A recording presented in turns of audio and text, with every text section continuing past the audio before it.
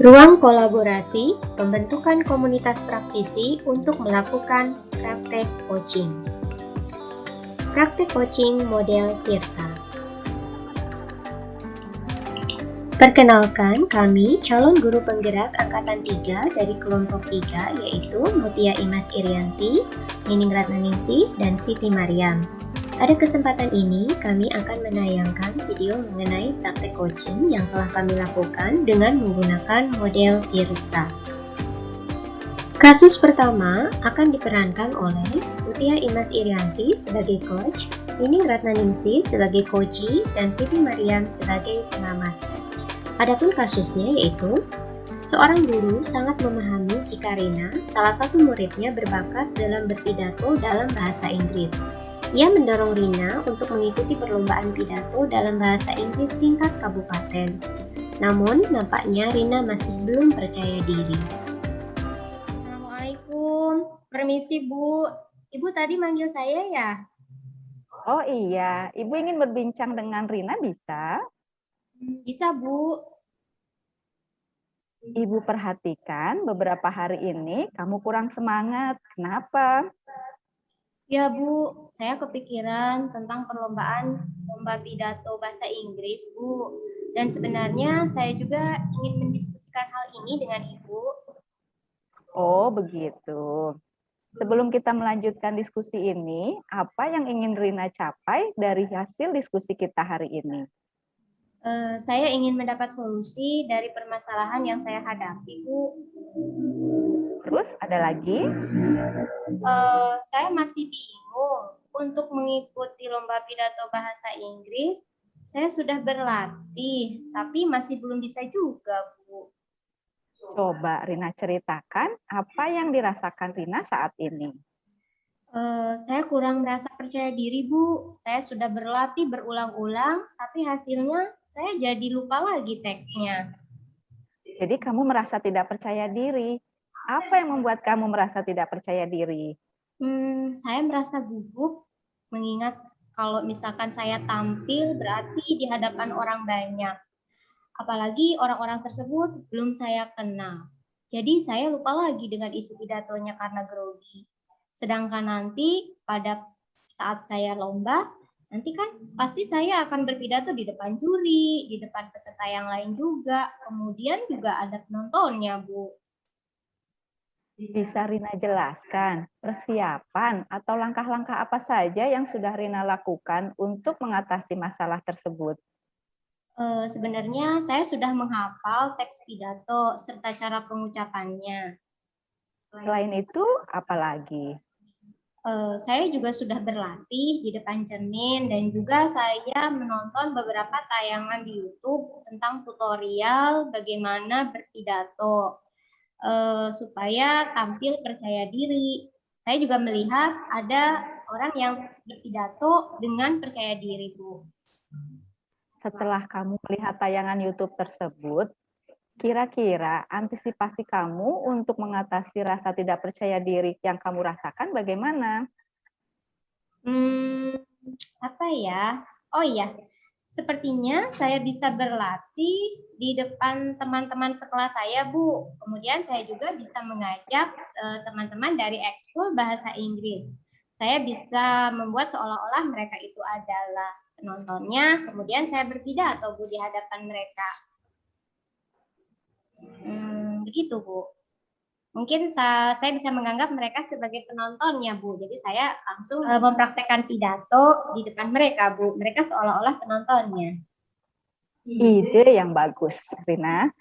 Nah, sekarang selanjutnya apa rencanamu untuk mewujudkan tujuan-tujuan yang tadi telah kita bicarakan? Rencana saya yang pertama, saya akan menghafal teks pidato bahasa Inggris. Kemudian yang kedua, berlatih di depan cermin. Dan yang terakhir, yang ketiga itu tadi Bu, saya akan meminta teman-teman saya untuk menjadi penonton. Nah, kemudian saya di situ akan berpidato. Gitu Bu. Wah, Ibu senang mendengar rencanamu. Lalu komitmen apa yang dapat kamu buat agar rencanamu itu dapat terwujud? Saya akan lebih giat lagi menghafal teks pidato bahasa Inggris, kemudian berlatih mandiri di depan cermin, dan juga saya nanti akan berlatih di depan teman-teman, Bu.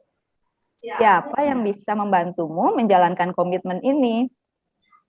Saya akan meminta teman dekat saya, Bu. Saya akan meminta Siti untuk menemani saya berlatih. Selain itu, saya juga akan mengajak teman-teman saya yang sekelas untuk berperan sebagai penonton, dan juga saya akan mengajak rekan-rekan ekskul bahasa Inggris, Bu. Kalau begitu, kapan rencana ini akan dijalankan? Rencananya sih besok saya akan mulai melaksanakannya, Bu. Oke, begitu. Silahkan laksanakan rencananya. Terima kasih, Bu, telah meluangkan waktu mau berdiskusi dengan saya. Ya, sama-sama Rina. Latihan yang semangat ya. Baik, Ibu. Mengamati tadi praktek coaching yang kasus pertama. Pada langkah pertama, tujuan, coach sudah menyampaikan pembuka, coach dapat menyampaikan tujuan yang hendak dicapai dengan jelas. Langkah yang kedua, identifikasi. Coach di sini pertanyaannya bersifat terbuka dan mampu mengeksplorasi coach memberikan respon dengan lancar. Potensi dan alternatif solusi tergali. Coach juga aktif memberikan tanggapan dan umpan balik. Langkah yang ketiga, langkah yang ketiga rencana aksi. Di sini coach sudah memberikan pertanyaan terbuka dan reflektif yang mengarah pada pengambilan keputusan mandiri oleh coach. Coach membuat coach mengeksplorasi jawaban sehingga menjadi jawaban yang lebih spesifik. Langkah yang keempat, tanggung jawab. Nah, di sini coach bertanya dengan mengarahkan coach mengambil komitmen. Coach secara mandiri mampu membuat komitmen berbasis Tirta. Itu saja mungkin yang dapat saya simpulkan. Terima kasih. Kasus kedua akan diperankan oleh Nining Ratnaningsih sebagai coach, Siti Mariam sebagai coachee, dan Mutia Imas Irianti sebagai pengamat. Adapun kasusnya sebagai berikut. Seorang murid bercerita jika dia merasa diperlakukan tidak adil oleh seorang guru. Guru tersebut membuka les privat dan sebagian besar murid di kelas mengikuti les privat tersebut, kecuali murid tersebut. Murid tersebut merasa tidak nyaman ketika guru sering menyindir murid yang tidak mau ikut les privatnya. Bahkan, murid tersebut juga merasa bahwa nilai yang diberikan pun tidak adil. Para murid yang mengikuti les guru tersebut mendapatkan nilai yang lebih baik dari murid tersebut. Assalamualaikum, Bu. Waalaikumsalam. Siti, ada apa, Nak? Bolehkah saya berbincang sebentar dengan Ibu? Oh, tentu saja boleh. Ada yang ingin kamu sampaikan? Begini, Bu. Belakangan ini saya merasa tidak nyaman dengan salah satu mata pelajaran. Oh, begitu. Baik, sebelum kita berbicara lebih jauh, apa yang ingin kamu hasilkan dari perbincangan kita kali ini?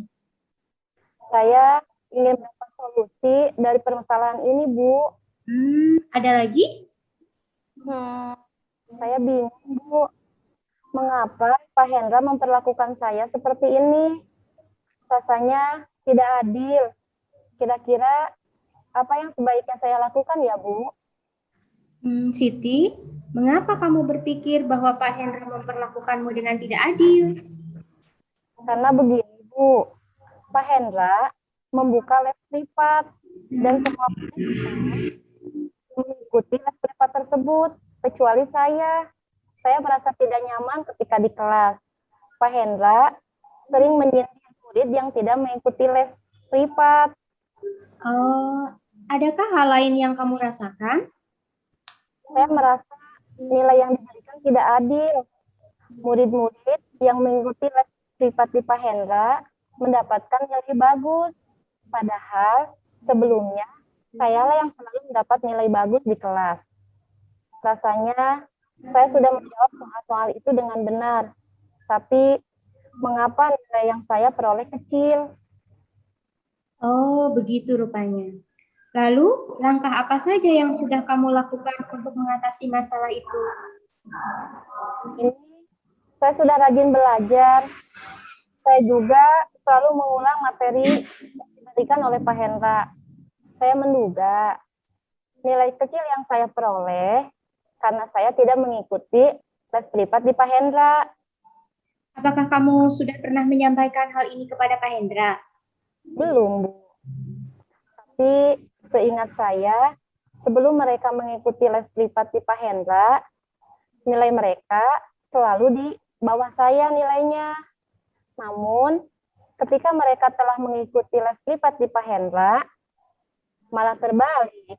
Justru nilai saya menjadi lebih kecil dari mereka. Baik.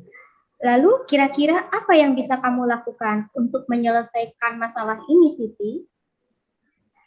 Sebenarnya, saya sudah berniat untuk menemui Pak Hendra untuk mengkonfirmasi dugaan saya ini, Bu. Lalu, mengapa belum kamu lakukan? Saya tidak berani, Bu. Takut Pak Hendra-nya marah. Itulah sebabnya saya ragu-ragu, Bu. Lalu sebetulnya bagaimana sikap Pak Hendra itu? Gurunya sih baik, Bu. Pada saat menjelaskan materi, mudah dipahami. Dan saya senang belajar IPA dengan Pak Hendra. Kenapa tidak dicoba saja dulu, Siti? Mungkin ini akan membantu mencoba masalahmu. Benar juga ya, Bu. Seharusnya saya menghubungi Pak Hendra dulu ya. Betul. Saat nanti kamu menghubungi Pak Hendra, apa yang akan kamu sampaikan? Saya ingin menanyakan, apakah tidak mengikuti les IPA akan mempengaruhi nilai saya di kelas? Selain itu, saya ingin menanyakan alasan kenapa nilai saya kecil pada saat ulangan IPA. Ya, boleh. Siti, Ibu ingin tahu, apa kelebihan yang kamu miliki sehingga kamu yakin walaupun kamu tidak mengikuti les IPA, nilai kamu bisa tinggi? Saya dari kelas 7 selalu juara kelas. Kemudian saya juga pernah mewakili sekolah mengikuti OSN IPA. Selain itu, saya juga rajin belajar. Dan di rumah, saya suka mengulangi pelajaran yang saya dapatkan dari sekolah. Selain itu, saya juga mencari sumber belajar di mana saja. Bisa dari internet dan lain sebagainya. Baiklah kalau begitu. Setelah ini, apa yang akan kamu lakukan? Saya akan menghubungi Pak Hendra untuk mengkonfirmasi dugaan saya. Dan saya juga akan memeriksa kembali hasil ulangan dan jawaban yang tepat. Oke, ada lagi yang bisa kamu lakukan? Kalau untuk les privat, sepertinya saya tidak, Bu. Karena alasan biaya, Bu. Tapi rasanya saya bisa meminta bantuan Mutia, teman sebangku saya, yang ikut les juga. Dia teman yang baik dan selalu membantu saya. Baik, selanjutnya apa rencanamu untuk mewujudkan tujuan-tujuan yang telah kita bicarakan nanti ke depannya? Yang pertama, saya akan menghubungi Pak Hendra untuk mengkonfirmasi dugaan saya. Yang kedua, saya akan memeriksa kembali hasil ulangan dengan mencari jawaban yang tepat. Nah, langkah yang ketiga, saya akan meminta Mutia untuk membantu saya dalam belajar IPA. Wah, bagus itu. Ibu suka rencanamu, Siti. Tapi, komitmen apa yang bisa kamu buat supaya rencana tersebut bisa berjalan lancar? Besok, saya akan menghubungi Pak Hendra, Bu. Saya akan lebih giat belajar, dan pada saat ulangan, saya akan menjawab soal dengan lebih teliti lagi. Oke, siapa yang bisa membantumu dalam menjalankan komitmen ini, Siti? Saya akan meminta bantuan Mutia, Bu, untuk menemani saya menemui Pak Hendra dan untuk membantu saya dalam belajar IPA. Oke, ide yang sangat baik. Terima kasih, Bu, sudah meluangkan waktu untuk mendengarkan cerita saya. Saya permisi, Bu, melanjutkan mengerjakan tugas yang lain. Ya, sama-sama Siti. Tetap semangat ya. Iya, Bu. Hasil pengamatan pada praktek coaching model Tirta untuk kasus 2.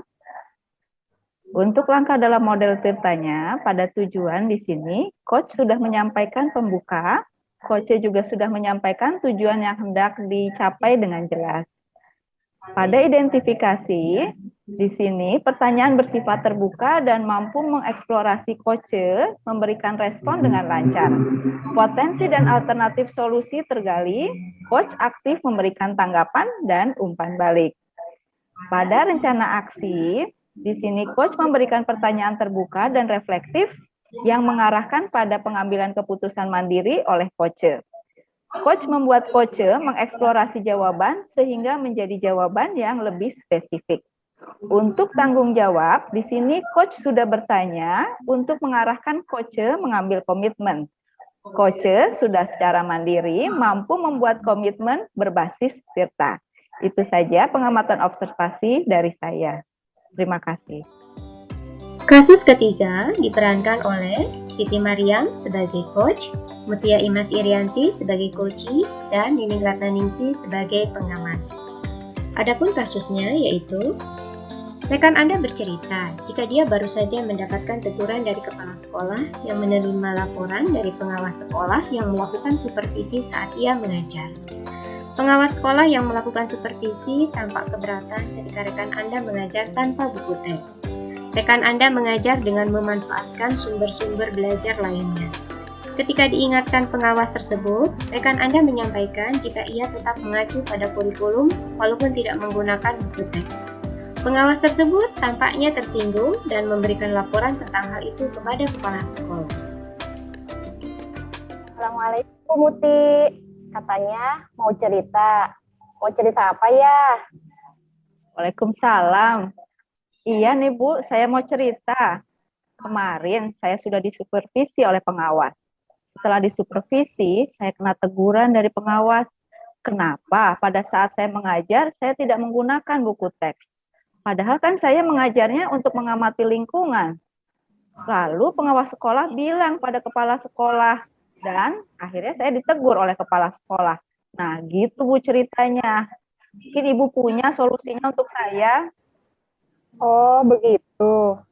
Ibu punya potensi yang sangat luar biasa dalam mengajar tanpa menggunakan buku teks. Iya, tetapi pengawasnya tetap ingin saya menggunakan buku teks dalam mengajar. Sedangkan materinya itu pengamatan pada lingkungan. Oh, begitu. Baik. Sebelum kita berbicara lebih jauh, apa yang ingin Ibu hasilkan dari diskusi kita ini? Saya ingin mendapat solusi untuk bisa menjelaskan masalah ini pada kepala sekolah. Oh, begitu. Jadi, yang diharapkan nanti Ibu ingin mendapatkan solusi dari masalah ini. Nah, waktu pembelajaran, apa yang sudah Ibu persiapkan? Saya sudah menyiapkan RPP-nya, kemudian media pembelajaran.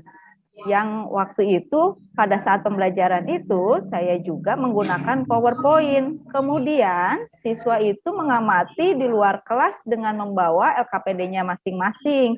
Tetapi saya tidak memegang buku teksnya. Oh, padahal sudah bagus ya, Bu. Ibu bisa mengembangkan potensi yang ada pada Ibu. Ibu ada kendala tidak saat Ibu tidak menggunakan buku teks? Saat kemarin tidak ada kendala, Bu, karena sebelumnya saya sudah menyiapkan semuanya, mulai dari mencari berbagai bahan buku untuk acuannya, saya rangkum, kemudian saya sajikan dalam PowerPoint agar menarik perhatian dari murid. Itu sudah sangat luar biasa, Bu. Ibu sudah memanfaatkan sumber belajar lainnya. Lalu, bagaimana hasil belajar murid setelah kegiatan itu? Anak-anak lebih semangat dalam belajarnya, karena setelah dari luar, anak-anak itu diminta untuk menulis hasil temuan mereka dalam pengamatan. Setelah itu, ditempelkan pada dinding kelas yang sudah disediakan tempatnya, Bu. Oh, jadi hasilnya menjadi lebih baik ya? Perasaan anak-anak juga menjadi semangat ya? Iya, Bu. Jadi secara tidak langsung kompetensi sosial emosionalnya jadi muncul. Oh iya, langkah apa yang bisa Ibu lakukan untuk menyampaikan pada kepala sekolah? Nanti mungkin saya akan datang ke kepala sekolah dan saya juga sudah menyiapkan RPP, media pembelajaran, serta sumber belajar lainnya. Kemudian nanti dan kemarin itu Bu, sepertinya pengawas saat itu tidak melihat RPP saya, media dan serta RPP yang sudah saya buat tidak terlihat sumber belajarnya. Terus kemudian jadi untuk cara belajarnya saya sendiri tidak menyimpang dari kurikulum, saya hanya mengembangkan cara mengajar saya. Itu sudah bagus, Bu. Nanti saja Ibu menjelaskan kronologi pada kepala sekolah semua tahapan yang sudah bagus Ibu lakukan itu. Nah, sekarang kira-kira kapan Ibu akan menghadap Bapak Kepala Sekolah? Mungkin secepatnya, Bu, karena saya juga sudah mengobrol dengan guru lain menjelaskan tentang media pembelajaran yang saya buat kemarin. Itu juga berdasarkan sumber buku teks yang lain. Nah, itu bagus. Jadi, Ibu sudah tahu ya apa yang Ibu akan lakukan sekarang. Iya, Bu, saya sudah tahu harus melakukan apa. Yang pertama, saya akan menghadap dulu ke kurikulum. Lalu bersama-sama menghadap kepala sekolah dan saya juga akan sampaikan cara kerja kemarin. Terus cara mengajar saya pada kepala sekolah. Saya juga akan lampirkan hasil belajar murid sebagai pendukung bahwa dengan hasil belajar dari berbagai sumber lain bisa meningkatkan prestasi murid. Nah, bagus Bu. Ibu sudah sampaikan permasalahan dan segala sesuatunya sudah dikemukakan. Jadi, komitmen Ibu dalam melaksanakan rencana yang sudah Ibu susun itu apa? Jadi besok saya akan menghubungi kurikulum dan mendiskusikannya terlebih dahulu, Bu. Oh iya. Siapa yang bisa membantu Ibu dalam menjalankan komitmen itu? Saya akan meminta rekan sejawat saya, Ibu Nining, untuk menemui kurikulum dan menjelaskan mengenai, membantu saya menjelaskan mengenai permasalahan saya, Bu. Nah, itu ide bagus, Bu. Terima kasih ya, Bu, sudah meluangkan waktu untuk mendengarkan cerita saya ini. Sama-sama, Bu Mutia. Baik, dari pengamatan yang sudah saya lakukan, di sini langkah-langkah dalam model Tirta. Yang pertama untuk tujuan, menyampaikan tujuan coaching. Di sini saya melihat coach sudah menyampaikan pembuka dengan baik. Coach dapat menyampaikan tujuan yang hendak dicapai dengan jelas pula. Kemudian untuk proses identifikasi, yaitu memberikan pertanyaan-pertanyaan dan umpan balik yang mengarah pada identifikasi potensi coach. Berdasarkan hasil pengamatan, di sini pertanyaan yang diberikan sudah bersifat terbuka dan mampu mengeksplorasi coach, memberikan respon dengan lancar. Kemudian di sini potensi dan alternatif solusi pun bisa tergali dan coach aktif memberikan tanggapan dan umpan balik. Lalu untuk yang langkah ketiganya dalam Tirta, rencana aksi, memberikan pertanyaan-pertanyaan dan umpan balik mengenai rencana aksi coach dalam menyelesaikan permasalahan. Berdasarkan pengamatan yang saya lakukan, di sini coach sudah memberikan pertanyaan terbuka dan reflektif yang mengarah pada pengambilan keputusan mandiri oleh coach. Coach membuat coach mengeksplorasi jawaban sehingga menjadi jawaban yang lebih spesifik. Dan langkah Tirta yang ketiga yaitu tanggung jawab, memberikan pertanyaan-pertanyaan dan umpan balik mengenai komitmen coach dalam menjalankan rencana aksinya. Hasil pengamatan saya di sini, coach bertanya untuk mengarahkan coach mengambil komitmen, kemudian juga coach secara mandiri mampu membuat komitmen berbasis Tirta. Mungkin itu yang bisa saya sampaikan dari hasil pengamatan yang telah saya lakukan. Demikianlah praktek coaching yang telah kami lakukan. Semoga bermanfaat. Sekian dan terima kasih.